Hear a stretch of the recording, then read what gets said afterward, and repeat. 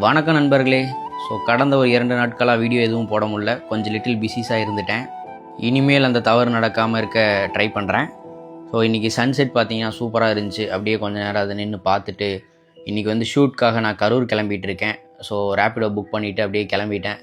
எனக்கு நேட்டிவே கரூர் தான். நான் ஒரு 3 மாதமாக இங்கே சென்னையில் சர்வை பண்ணிகிட்டு இருக்கேன். வீட்டை விட்டு வெளியே இருக்கிறது கொஞ்சம் கஷ்டமாக இருந்தாலும் சென்னைகளுக்கு கொஞ்சம் ஜாலியாக தான் இருக்குது.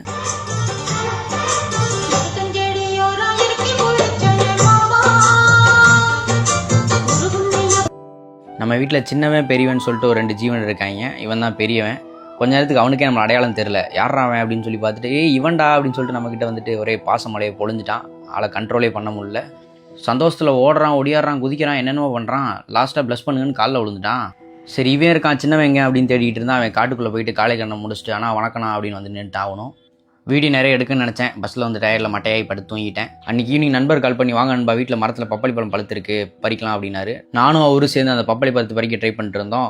இது ஒரு நல்ல கண்டென்ட்டாக இருக்கும் அப்படின்னு சொல்லிட்டு ஃபோனை ஒரு இடத்த வச்சு ரெக்கார்ட் போட்டேன். திடீர்னு பார்த்தா நம்ம ஃபோன் மல்லாந்துட்டான் படாருன்னு.